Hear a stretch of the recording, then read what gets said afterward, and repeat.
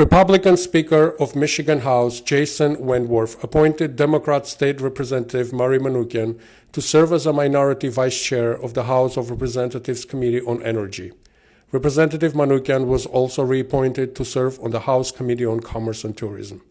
In a statement, Representative Manoogian spoke about the importance of delivering clean, renewable, reliable energy to Michigan residents, development of electric vehicle technology, and strengthening of fair and safe energy worker conditions. Representative Mary Manoogian is a true Armenian patriot and a longtime champion of Armenian interests. Representative Manoogian offers House Resolution 319, a resolution to condemn Azerbaijan's coordinated offensive and denounce Turkish interference. Wishing to speak to the resolution, the chair recognizes Representative Manoogian. Thank you, Mr. Speaker. I rise today in support of my House Resolution 319, which condemns Azerbaijan's coordinated offensive in Nagorno-Karabakh and condemns Turkey's involvement in this conflict. It also urges the United States Department of State to work with the co-chairs of the Minsk Group and Armenia, Azerbaijan, and the Republic of Artsakh to achieve lasting peace in the region. I'll keep this brief, but this is an incredibly important issue to your Armenian American constituents, as well as anyone who wants to achieve lasting peace in a region that is often fraught by war and humanitarian angst. So under the cover of a global pandemic, this conflict has destabilized an already conflicted region it's a critically important geopolitical region for the United States of America. And this conflict has also brought up painful memories of past ethnic cleansing and genocide committed by Turkey's predecessor state, the Ottoman Empire. I encourage you all to support this resolution. It's incredibly important to your Armenian American constituents. For those of you who are not of Armenian American descent, I will tell you that your Armenian American constituents day in and day out over the past 2.5 weeks have seen, scrolling through their social media feeds, images of the violence happening in Armenia and Artsakh. And I can tell you as much that I have friends and family members who have lost loved ones over there. This is an incredibly important resolution. I encourage you all to support a peaceful resolution to this very distressing conflict. Thank you, Representative. The question for the House is on the adoption of House Resolution 319. All in favor of the resolution will say aye. Aye. All opposed, nay. The resolution is adopted.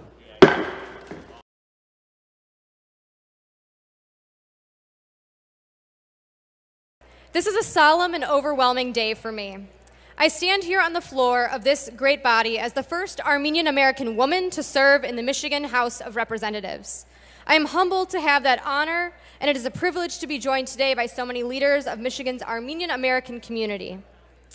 Armenians around the world recognize April 24th, 1915 as the day that the Armenian genocide began. The Ottoman Turkish government began their calculated campaign to exterminate the Armenians by removing the intellectuals, scholars, and leaders of this population from our community. Among these were leaders of our church, including Soghomon Soghomonyan, ordained as Gomidas. Gomidas was a priest. Members, can I have your attention, please? The chair recognizes Representative Manoogian. Thank you, Mr. Speaker. Gomidas was a priest who was the founder of the Armenian School of Musicology. He transcribed more than 3,000 ancient works of Armenian folk and religious music. Although Gomidas Vartabed survived the genocide, he, like many survivors of the genocide, endured trauma-related health struggles for the rest of their lives.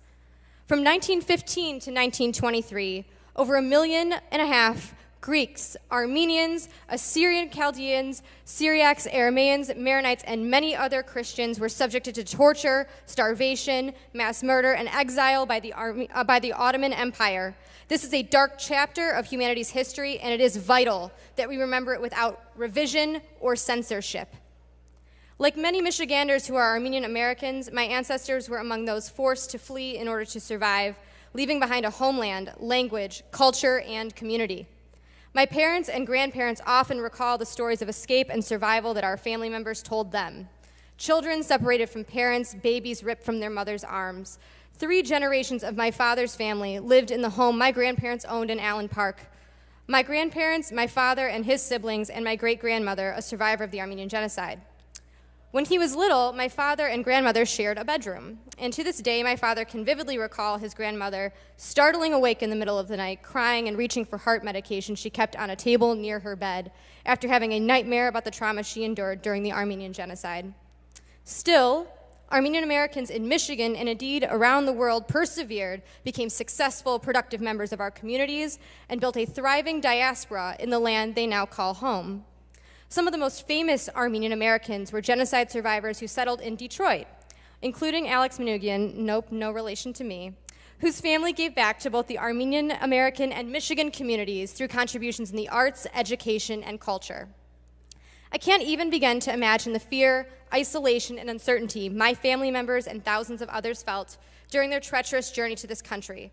But if they had known what their future held, I believe they would have been reassured that Michigan would welcome them with open arms and that they'd have the opportunity to rebuild and eventually thrive. While there were certainly challenges along the way, Armenian families like mine became invaluable to the fabric of Michigan. The communities they settled in my family's case, Detroit, Lathrop Village, and Downriver, had families of all ethnicities growing and working and playing alongside one another. These communities had great schools where their kids and grandkids would learn the skills they'd use to attend college and trade school and build careers they can be proud of so they too could one day raise families of their own. They and their fellow countrymen built businesses that thrive and churches where we worship during a traditional Armenian Orthodox Badarak service in the Armenian language and community centers where we sing and dance free from the fear of persecution.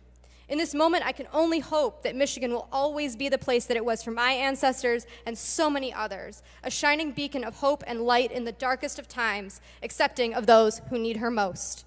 Thank you to my Armenian friends and family who've come here today to mark this day. Thank you, Mr. Speaker, and fellow representatives for the opportunity to address this body. The Armenian American community and I are grateful for your support, and I hope to earn your co-sponsorship of this resolution via the electronic calendar. Thank you.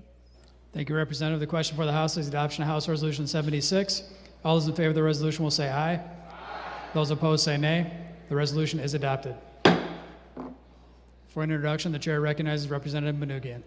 Thank you, Mr. Speaker. Today in the gallery, I have many special guests, including Reverend Dr. Vahan Tutikian, Reverend Hago Parutunyan, Professor Haig Oshagan, the Armenian National Committee of Michigan's Chair Lada Nersessian, as well as my parents, George and Sandy Manoogian. Will the special guests of Representative Manoogian please rise? And welcome to the Michigan House of Representatives.